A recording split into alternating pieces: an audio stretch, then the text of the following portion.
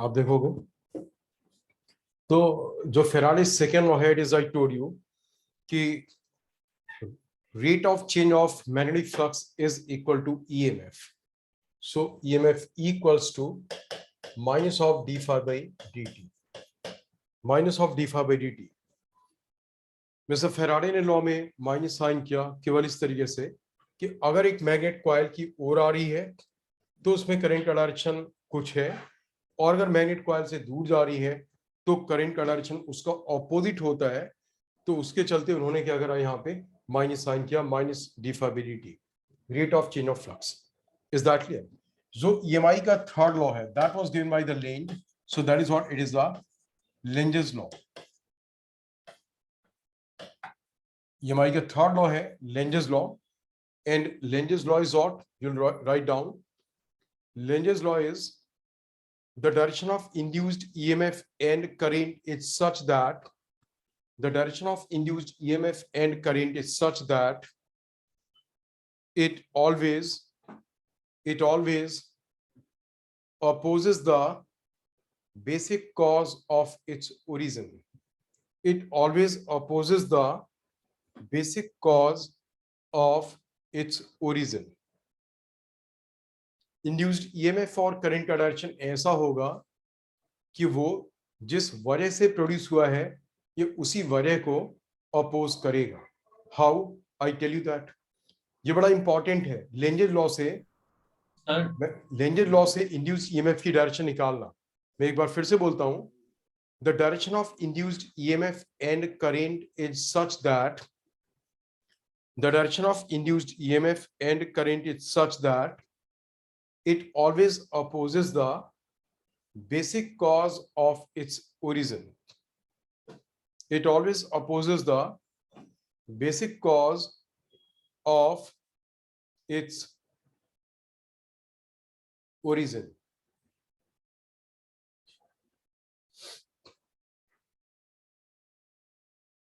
ठीक है, मतलब ये डायरेक्शन ऐसी होगी इंड्यूस्ड ईएमएफ और करंट की कि वो जिस वजह से प्रोड्यूस हुआ है ये उसी वजह को अपोज करेगा। मैं एक्सप्लेन करता हूं। आप देखो यहां पे, जैसे आपके पास ये कॉइल है, मैग्नेट का नॉर्थ पोल यहां है, साउथ यहां है। अब आप मैग्नेट को कॉइल की ओर ला रहे हो, तो जब आप मैग्नेट को कॉइल की ओर लाओगे तो पहले इसमें जो लाइंस ऑफ फोर्स इस ओर जा रही हैं और उन लाइंस ऑफ फोर्स का नंबर कम है। लाइंस ऑफ फोर्स का नंबर क्या है? कम है। इस ओर की लाइंस ऑफ फोर्स का नंबर क्या है? कम है। जब आप इस ओर लाओगे मैग्नेट को तो इसी ओर की लाइंस ऑफ फोर्स का नंबर इंक्रीज होगा। इसी ओर की लाइंस ऑफ फोर्स का नंबर क्या होगा? इंक्रीज होगा। तो जब इस ओर की नंबर ऑफ लाइंस का नंबर इंक्रीज होगा तो डायरेक्शन ऐसा होगा कि इस ओर की मैग्नेटिक लाइंस का नंबर इंक्रीज होने का अपोज करेगा। तो उस ओर की लाइंस का नंबर इंक्रीज होने का अपोज करने का मतलब इसकी करंट एंटी क्लॉकवाइज आ जाएगी। जब लूप में इस ओर से करंट एंटी क्लॉकवाइज आएगी तो ये अपनी मैग्नेटिक फील्ड किस ओर प्रोड्यूस कराएगा? मेरी ओर।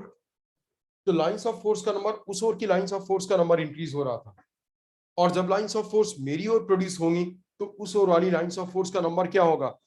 कम हो जाएगा रिलेटिवली। तो direction of current will be what? इस ओर से देखने से एंटी क्लॉकवाइज। मतलब मे बी कि कोई बच्चा change of number of lines of force से कंक्लूड करता, कोई बच्चा दूसरे तरीके से भी कंक्लूड कर सकता है। दूसरे तरीके से कंक्लूड कैसे करता? वो बोलता कि ये जो मैग्नेट है ये कॉइल के करीब जा रही है। मैग्नेट कॉइल के करीब जा रही है, इसके पास जा रही है, पास जाने की वजह से ये में प्रोड्यूस हो रहा है। तो ये कॉइल में करंट का डायरेक्शन ऐसा होगा कि वो कॉइल के पास आने का अपोज करेगा।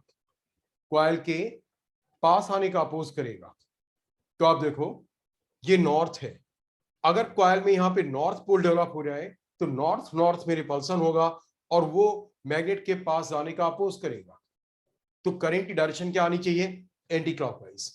करंट की डायरेक्शन एंटी क्लॉकवाइज आएगी तो यहाँ पे नॉर्थ डेवलप होगा और वो नॉर्थ नॉर्थ को क्या करेगा? रिपेल करेगा। नॉर्थ नॉर्थ को फिर क्या करेगा? रिपेल करेगा। आप समझ गए मेरी बात? नॉर्थ नॉर्थ को रिपेल करेगा। तो देखो उस तरीके से भी एंटी क्लॉकवाइज आया था करंट, और इस तरीके से भी एंटी क्लॉकवाइज आया। तो जब आपसे कोई एग्जामिनर पूछेंगे तो आपके दिमाग में मतलब उस टाइम पे जो भी चीज आ रहा है, आपको लगा उस ओर की लाइंस ऑफ फोर्स बढ़ रही हैं, तो उस ओर की लाइंस ऑफ फोर्स के नंबर को बढ़ने से रोकना होगा, यानी इस ओर लाइंस ऑफ फोर्स प्रोड्यूस करानी होंगी, और इस ओर लाइंस ऑफ फोर्स प्रोड्यूस कराने के लिए करंट एंटी क्लॉकवाइज जाना चाहिए। आपके दिमाग में आया मैग्नेट पास जा रहा है, तो मैग्नेट के पास जाने का अपोज कराना होगा, यानी मैग्नेट के ऊपर रिपल्सिव फोर्स चाहिए होगा। तो दैट मीन्स यहाँ पे नॉर्थ पोल डेवलप हो, यहाँ पे नॉर्थ पोल इस फेस में डेवलप होने के लिए current should be what, it should be anti clockwise. समझ गए बच्चों? दिस इज क्लियर ना? देखो मैं और भी एग्जांपल्स दे रहा हूं। नेक्स्ट एग्जांपल देखो। अब आप देखो, मान लो कि आपके पास एक वायर है, इसमें करंट इस ओर है और यहाँ पे एक लूप है, इसी के प्लेन में यहाँ पे एक लूप है, और ये करंट टाइम के साथ इंक्रीज कर रहा है। This current I is what, it's increasing. अब आपको बताना कि लूप में करंट एंटी क्लॉकवाइज डेवलप होगा या क्लॉकवाइज डेवलप होगा। लूप में करंट क्लॉकवाइज डेवलप होगा या एंटी क्लॉकवाइज डेवलप होगा। एक बार आप इसे ठीक से सोचो और फिर मुझे बताओ, ठीक है? इसे सोचो ठीक से और मुझे बताओ।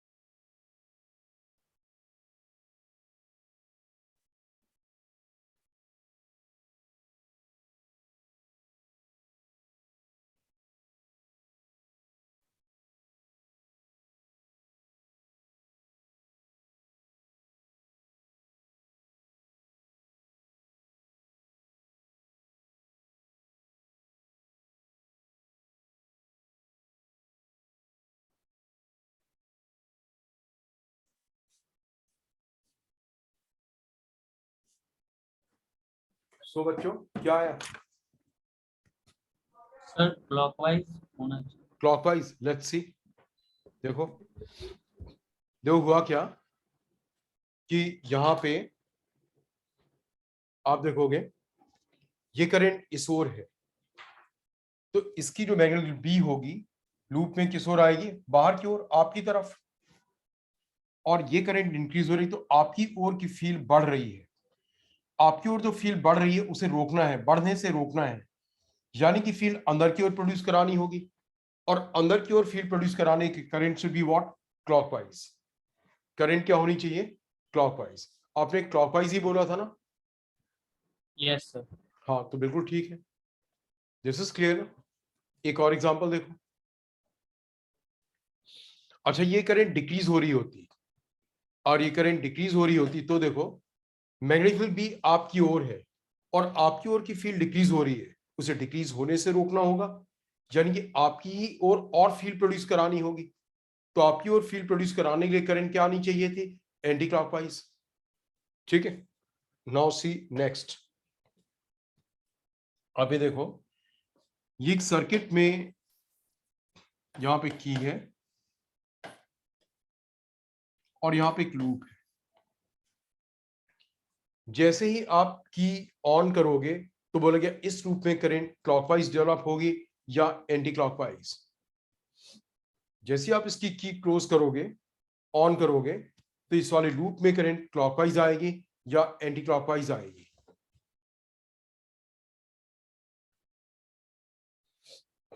क्यों बच्चों?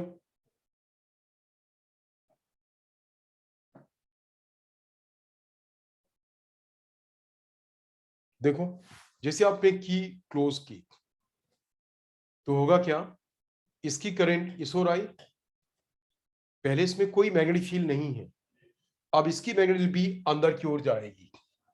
तो मतलब पहले जीरो लाइंस ऑफ फोर्स अंदर की ओर थी, अब लाइंस ऑफ फोर्स अंदर की ओर गई।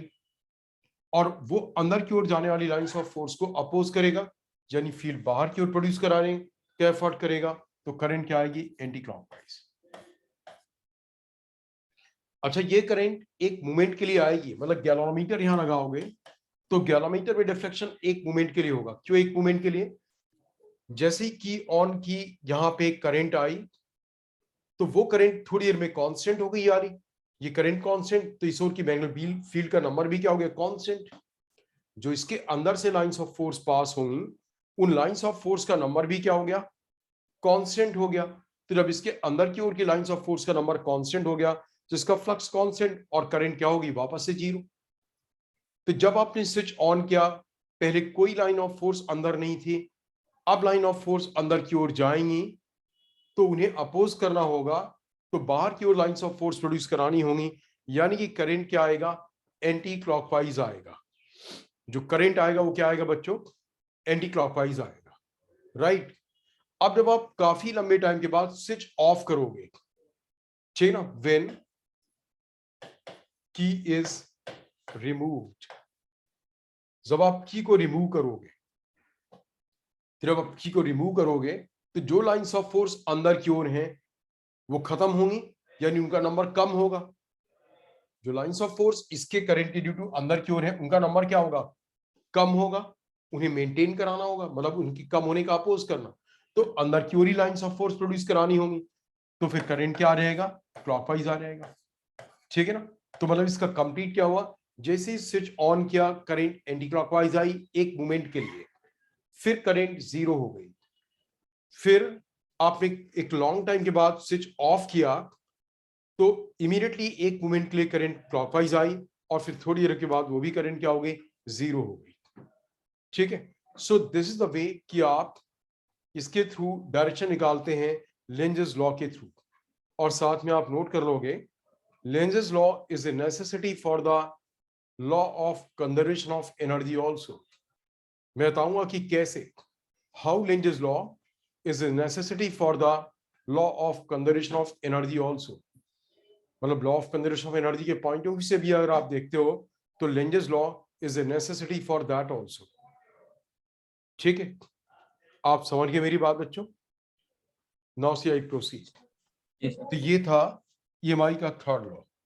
नाउ से अब देखो बच्चों एक चीज और ऑब्जर्व करोगे कि ये ईएमएफ डेवलप होने की प्रोसेस कैसे हुई। जैसे चेन ऑफ फ्लक्स में क्या हुआ, जैसे मान लीजिए मैग्नेट यहाँ है नॉर्थ और साउथ, लाइंस ऑफ फोर्स इस तरीके से हैं, तो कभी कोई लाइन ऑफ फोर्स जो बाहर है, मैग्नेट जब पास आएगी तो वही लाइन ऑफ फोर्स क्या होगी? यानी लाइन ऑफ फोर्स अंदर आ रहेगी। मतलब कोई ना कोई मोमेंट ऐसा आएगा जब ये लाइन ऑफ फोर्स इस लूप की बाउंड्री को कट करेगा। मतलब लाइन ऑफ फोर्स बाहर है, कभी ना कभी वो लाइन ऑफ फोर्स अंदर आएगी तो लूप की बाउंड्री को कट करेगा। इट्स इंपॉर्टेंट पॉइंट, आपसे नोट कर लोगे, या आपको किसी एग्जाम में लिखना नहीं है, बट बहुत सी जगह आपको ये अंडरस्टैंड के लिए नीडफुल होगा, जरूरत होगी कुछ एक चीजों में। आप इसे नोट कर लो कि whenever a line of force cuts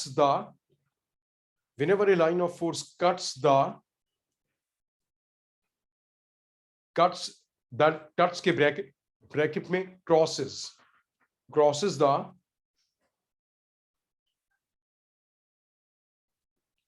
metallic part, EMF is induced।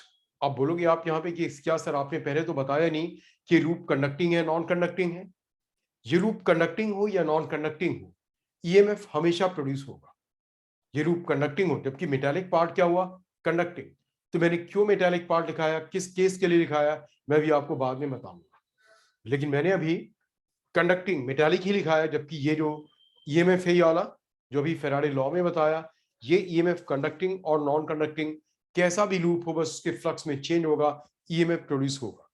हाँ, अगर ये लूप कंडक्टिंग नहीं है तो EMF प्रोड्यूस होगा लेकिन करंट प्रोड्यूस उस केस में नहीं होगी। बच्चों ये समझ गए आप? ठीक है। अब आप देखो Yes, sir.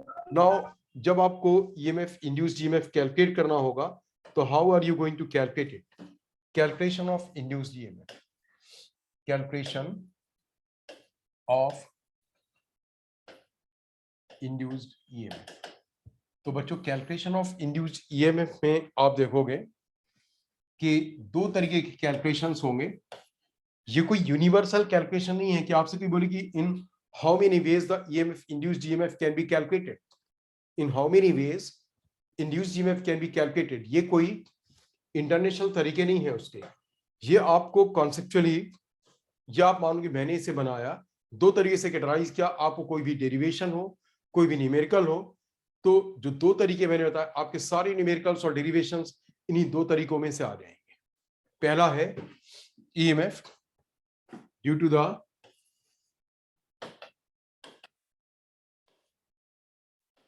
Rate of change of flux, EMF due to the rate of change of flux. दूसरा है motional EMF, EMF due to the rate of change of flux दोनों में डेवलप होगा इन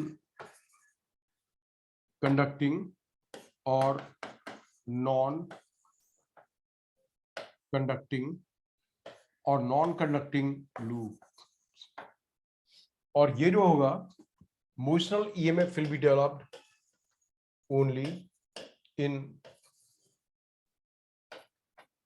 conductors, motional EMF will be developed only in conductors. ये केवल conductors में develop होगा। ठीक है, नाउ सी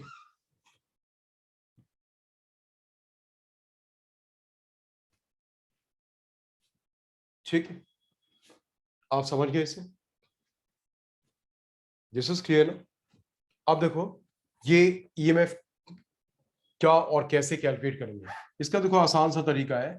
आपको लूप में और मैग्नेट में रिलेटिव मोशन जनरेट करना होगा। आपने लिया आर रेडियस का लूप है, आप इसमें एक मैग्नेटिक फील्ड अप्लाई कर रहे हो बी अंदर की, और B is equal to what, K T. ये टाइम का फंक्शन है, के इज ए कांस्टेंट। बोलेंगे इसमें कितना ईएमएफ डेवलप होगा।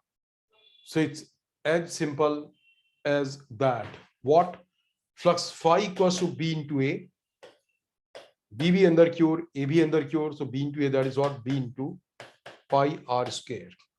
सो this is what B is KT into pi R square.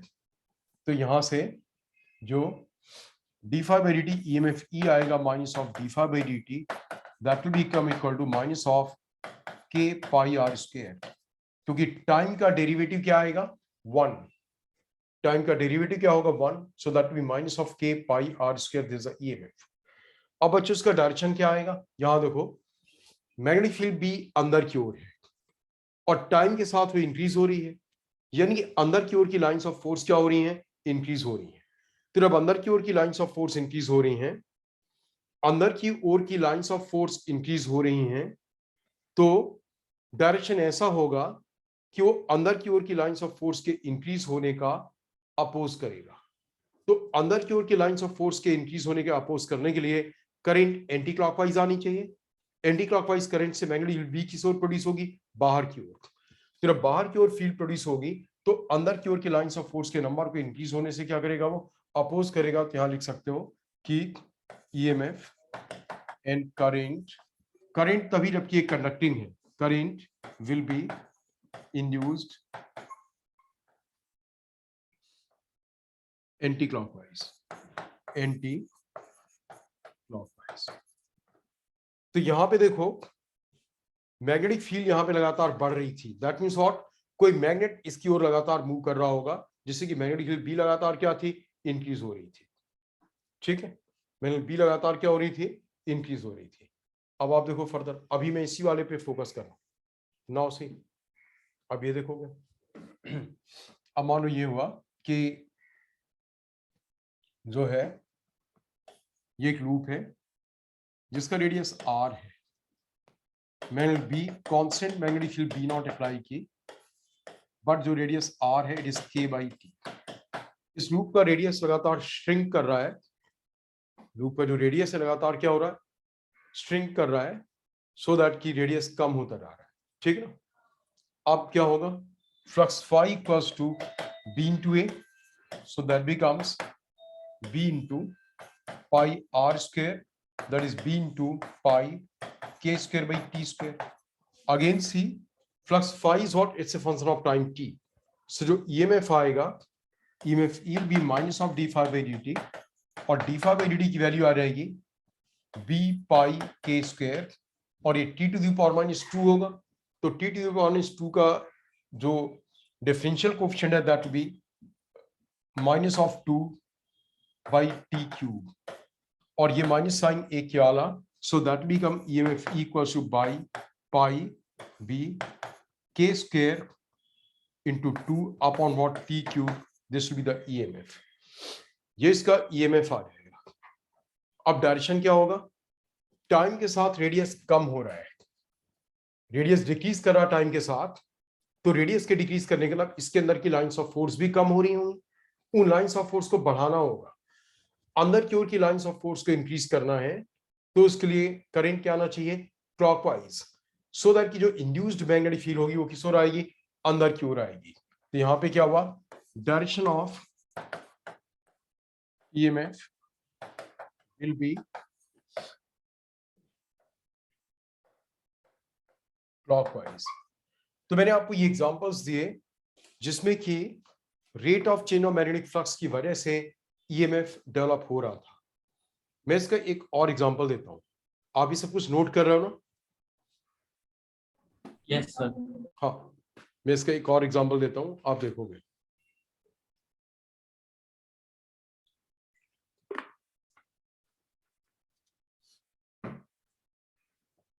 Now look at this.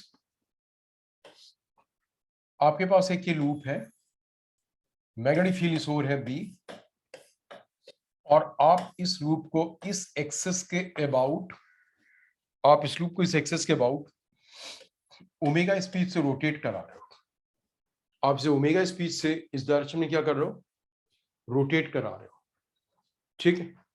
तो देखो क्या होगा, इसका एरिया वेक्टर पहले इस ओर था, ये एरिया वेक्टर इस ओर है. आप इसे ऐसे रोटेट करा तो देखो मैग्नेटिक बी तो लगातार इस ओर है, एरिया वेक्टर थोड़ी देर के बाद ऐसे आएगा, फिर ऐसे आएगा, फिर ऐसे आएगा. तो इसके बी और ए के बीच का एंगल लगातार क्या हो रहा है, इंक्रीज हो रहा है. अगर ये ओमेगा स्पीड से रोटेट कर रहा है तो किसी टाइम टी में जितना एंगल ये रोटेट करेगा theta, that will be equal to what, omega into T, omega into T, because omega is the angular velocity. तो जब ओमेगा एंगुलर वेलोसिटी है तो टी टाइम में ये कितना एंगल रोटेट कर जाएगा, omega into T angle rotate कर जाएगा. तो किसी टाइम टी पे इसका फ्लक्स फाई होगा B into A into cos of theta, so phi equals to B A cos of omega T. B equals what? Phi equals to BA cos of omega t. Now see EMF E will be minus of d phi by dt. So this will be minus of d phi by dt की value होगी BA, और cos omega t का derivative कितना होगा, cos omega t का derivative होगा minus of omega into sin of omega t.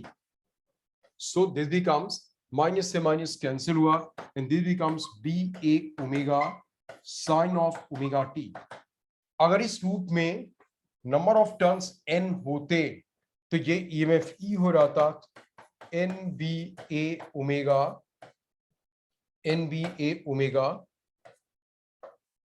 Sign of omega T, इतना EMF हो रहा था. और ये जो ईएमएफ होता NBA साइन ओमेगा टी, ये देखो टाइम का फंक्शन है, साइनोसॉइडल फंक्शन. मतलब क्या होगा, इसका साइन भी चेंज होगा साइन ओमेगा टी में, और इसका मैग्नीट्यूड भी चेंज होगा. इसमें साइन और मैग्नीट्यूड क्या होंगे, दोनों चेंज होंगे. मतलब कभी ये पॉजिटिव होगा, कभी ये नेगेटिव होगा, कभी ये मैक्सिमम होगा, कभी ये मिनिमम होगा. इसी तरीके के वोल्टेज के सिग्नल को हम बोलते हैं ऑल्टरनेटिंग सिग्नल. मतलब ये एसी करंट जनरेट कराएगा. एसी करंट में ये होता है, करंट जीरो से मैक्सिमम होगा एक डायरेक्शन में, फिर मैक्सिमम से जीरो होगा उसी डायरेक्शन में, फिर अपोजिट डायरेक्शन में जीरो से मैक्सिमम होगा, फिर अपोजिट डायरेक्शन में ही रहेगा और मैक्सिमम से जीरो होगा. इस तरीके से करंट क्या करता है, फ्लक्चुएट करता है. That is what AC signal. और यही साइन फंक्शन का होगा, जीरो से पाई बाई 2 तक के पॉजिटिव में इंक्रीज करेगा, π/2 से पाई तक के डायरेक्शन सेम रहेगा, मतलब पॉजिटिव डायरेक्शन में करंट है तो पॉजिटिव डायरेक्शन में ही रहेगी, बट मैग्नीट्यूड π/2 से पाई तक 0 हो जाएगा। फिर पाई से 3π/2 तक क्या होगा, नेगेटिव होगा लेकिन इंक्रीज करेगा और मैक्सिमम पे पहुंचेगा, और उसके बाद ये फिर डिक्रीज होगा और वापस से क्या होगा, 0 पे पहुंच जाएगा। सो this is sinusoidal signal. Is that clear?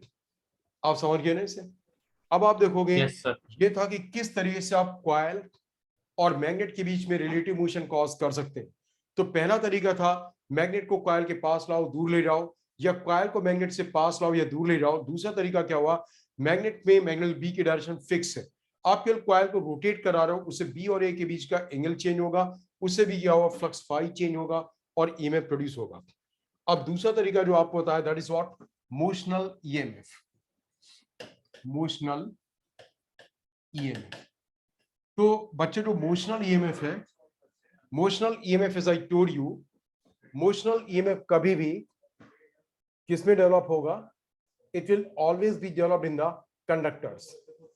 जहां पे है क्या,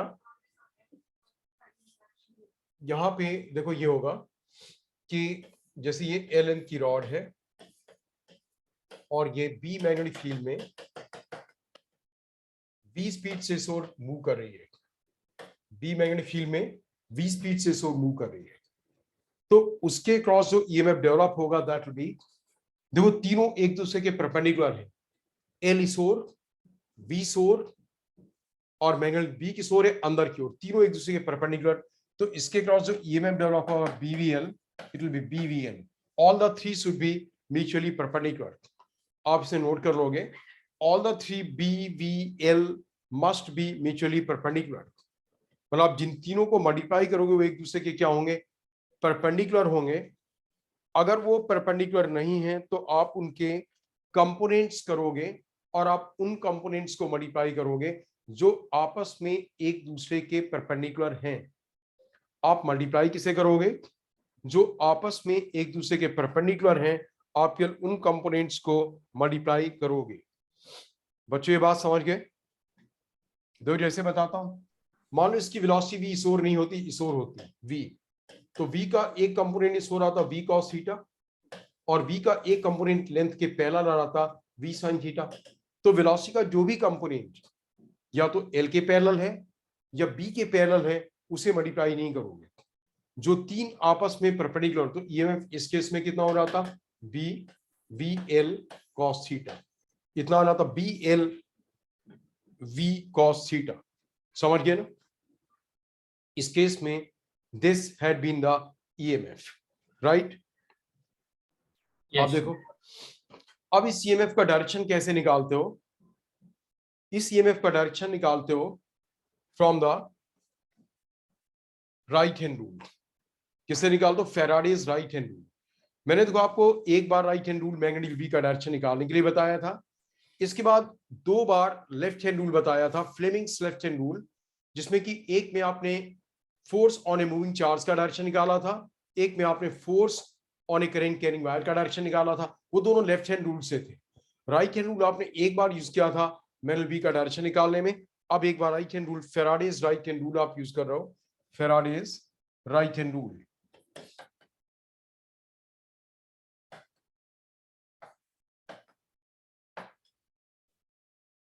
सो बेटा फैराडेज राइट हैंड रूल क्या है, आप देखोगे फैराडेज राइट हैंड रूल बिल्कुल वैसा ही है, ऑलमोस्ट वैसा ही जैसा लेफ्ट हैंड रूल है। आप देखो लेफ्ट हैंड में आप क्या करते हो, फर्स्ट फिंगर मैग्नेटिक बी को रिप्रेजेंट करती है, यहां पे भी तीनों एक दूसरे के परपेंडिकुलर, और फर्स्ट फिंगर यहां पे भी मैग्नेटिक बी को रिप्रेजेंट करेगी। वहां पे थंब फोर्स को रिप्रेजेंट करता है, थंब यहाँ पे जो भी क्वांटिटी मैकेनिकल क्वांटिटी है वेलोसिटी भी उसे रिप्रेजेंट करेगा थंब, और यहाँ पे यानी फिंगर मिडिल फिंगर करंट को रिप्रेजेंट करती, यहाँ पे भी middle finger current induced current की डायरेक्शन को रिप्रेजेंट करेगी। तो आप देखो यहाँ पे मैग्नेटिक बी अंदर की ओर है, वेलोसिटी भी इस ओर है, तो करंट का डायरेक्शन क्या आया, ऊपर की ओर, करंट किस ओर आया, ऊपर की ओर। अच्छा करंट ऊपर की ओर आने का मतलब है जिस ओर फिंगर आएगी उस ओर वाला पॉइंट हाई पोटेंशियल पॉइंट होगा और दूसरा पॉइंट लो पोटेंशियल पॉइंट होगा। मतलब जिस ओर करंट की डायरेक्शन आई वो point high potential point. May be आपको ये पॉइंट थोड़ा सा कॉन्ट्रडिक्टरी लग रहा हो, मतलब यहाँ पे Vp is coming to be greater than Vq। मैं इसे एक्सप्लेन करता हूं, आप ठीक से देखना। तो फेराडेज राइट हैंड रूल हुआ कि if the first finger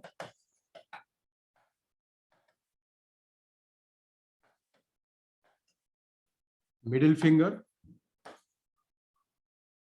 and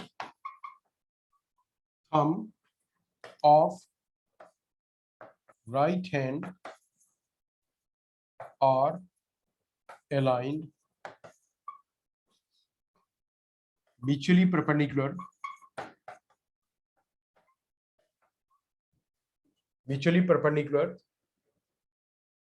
then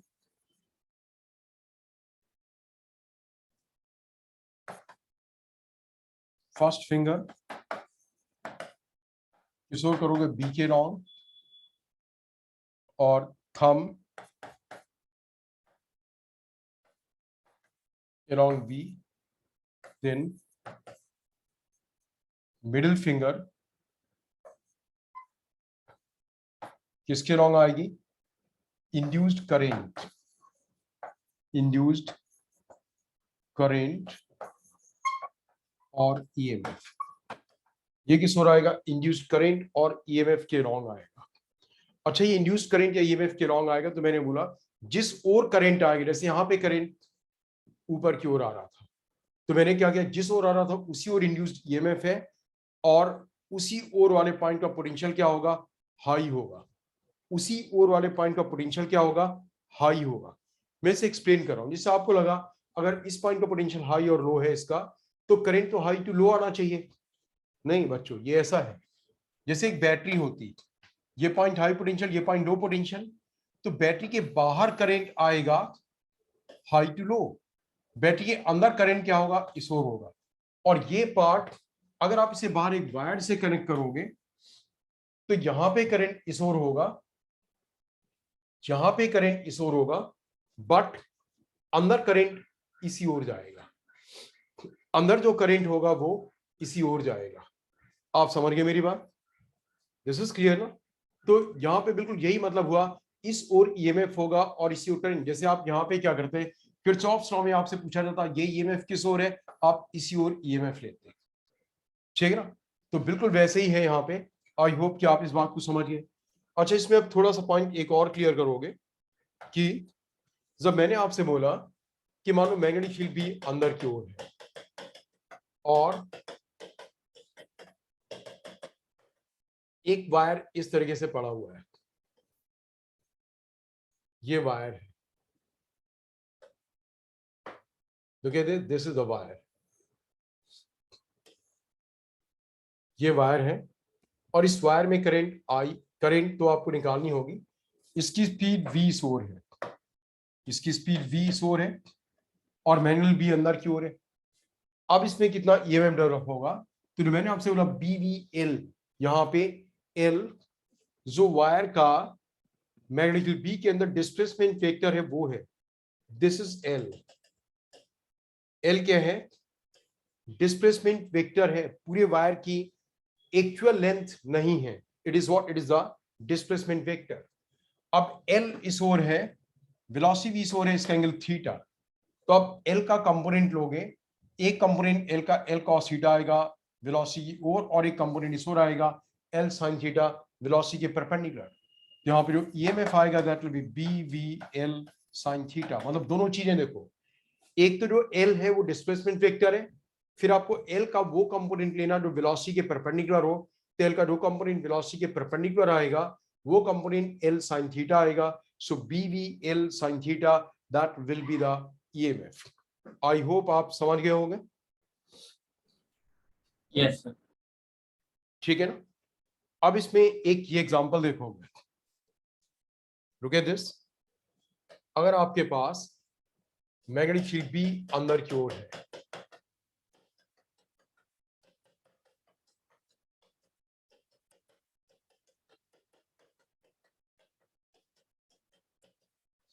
और इसमें यहां पे एक रॉड है, this a rod L length की, बी मैग्नेटिक फील्ड है और इसे इस पॉइंट पी के अबाउट ओमेगा स्पीड से रोटेट करा है, ओमेगा स्पीड से। तो पी क्यू एंड के क्रॉस कितना ईएमएफ डेवलप होगा ये बताना है। पी क्यू एंड के क्रॉस कितना ईएमएफ डेवलप होगा ये बताना है। सो लुक एट दिस, क्या होगा जब आप पी क्यू एंड के क्रॉस ईएमएफ लोगे तो यहाँ पे क्या है, डिफरेंट पॉइंट्स की वेलोसिटी रोटेशन के ड्यू टू डिफरेंट होगी तो किसी भी पॉइंट की वेलोसिटी लेंथ के परपेंडिकुलर, रोटेशन से जो वेलोसिटी मिलेगी किसी पॉइंट को लेंथ के परपेंडिकुलर, और मैग्नेटिक फील्ड उन दोनों के भी परपेंडिकुलर है। बट वेलोसिटी वी क्या होती है, ओमेगा आर। तो जो पॉइंट यहां से एक्स डिस्टेंस दूर है उसकी वेलोसिटी वी क्या होगी, ओमेगा एक्स। मतलब डिफरेंट पॉइंट्स की वेलोसिटी डिफरेंट होगी। तो जो पॉइंट एक्स डिस्टेंस दूर है, मैंने यहां पे ये dx थिकनेस की स्ट्रिप ले ली, ये dx थिकनेस की। तो इस स्ट्रिप के क्रॉस ईएमएफ कितना डेवलप होगा, ईएमएफ ही BVL, B velocity V omega X, इसकी लेंथ dx, और इसे इंटीग्रेट कर दिया from 0 to L, so that EMF will be b omega x dx का integration x square by 2, so that will be L square by 2। अब कौन सा and high potential और कौन सा end low potential, let's find from the Faraday's right hand law. Magnet B अंदर की ओर, वेलोसिटी v इस ओर, ये लेफ्ट हैंड था, राइट हैंड से करोगे। मैग्नेट बी अंदर की ओर, वेलोसिटी इस ओर, थंब के रॉन्ग, तो मैग्नेट बी के ईएम इंड्यूस जीएमएफ की डायरेक्शन अंदर की ओर आएगी, इस वाले फिंगर से अंदर की ओर। That is what P will be at the high potential, यहां पे पॉजिटिव और यहां नेगेटिव। तो VP is greater than what V Q, मतलब इंड्यूस्ड करंट या ईएमएफ की डायरेक्शन आएगी from Q to P. Induced EMF या करंट की डायरेक्शन क्या आएगी, it will be from Q to P, right. ठीक है ना। तो आज की क्लास में यहीं पे एंड कर रहा हूं, ठीक है बच्चों।